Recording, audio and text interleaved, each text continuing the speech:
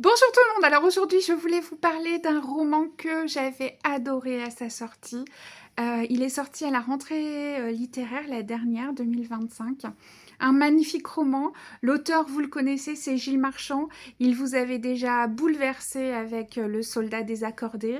Et dans ce dernier roman, Les Promesses orphelines, qui sont parues aux éditions Aux Forges de Vulcain, à nouveau, il nous bouleverse, il nous émeut.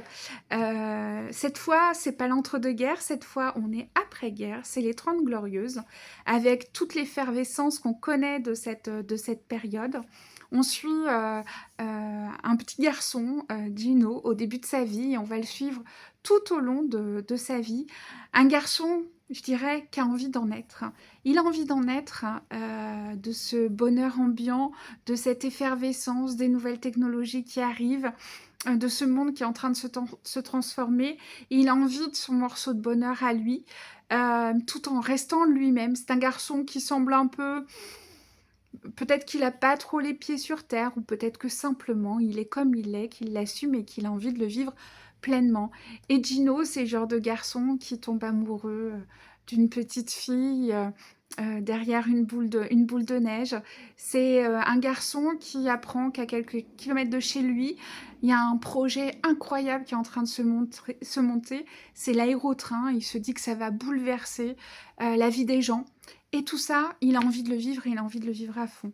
Et on va le suivre toute sa vie pour voir comment il essaye de réaliser ses rêves, d'avancer dans cette quête de bonheur, d'épanouissement qui passe par voilà, l'amour qu'il a pour cette jeune fille rencontrée des années plus tôt et dont l'amour va le suivre toute sa vie. Comment il va essayer de participer à ce projet d'aérotrain. Enfin voilà, on va comme ça voir ses espoirs, les aléas de la vie aussi. Et puis, avec lui, on espère que ça va aboutir et qu'il va pouvoir réaliser ses rêves. Alors évidemment, on connaît Gilles Marchand. C'est un auteur qui nous surprend toujours. En tout cas, on sait qu'on sera toujours touché, on sera toujours ému par l'histoire qu'il nous raconte. Et là, à nouveau, grâce à la poésie qui fait son écriture, il nous embarque et on est avec Gino. Je vous dis, on le suit, on vit ses sentiments, on vit ses moments de joie, ses moments de peine, ses moments de déception.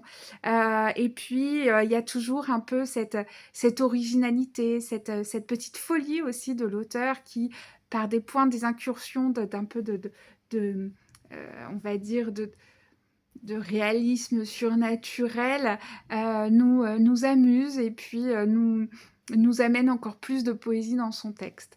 C'est évidemment un roman que j'ai beaucoup aimé, c'est un roman que les clients et les clientes de la librairie ont beaucoup aimé. Il était dans la sélection du prix de la librairie et les retours étaient vraiment excellents. Et je suis ravie parce que on aura l'occasion d'échanger à nouveau avec Gilles Marchand sur ce roman, essayer de comprendre ce qu'il a voulu nous raconter à travers la vie de Gino, comment il s'y est pris pour nous raconter cette histoire, cette période de notre histoire. Et donc, c'est mardi à 19 h à la librairie et je suis vraiment ravie parce que c'est toujours un moment de bonheur de recevoir Gilles Marchand.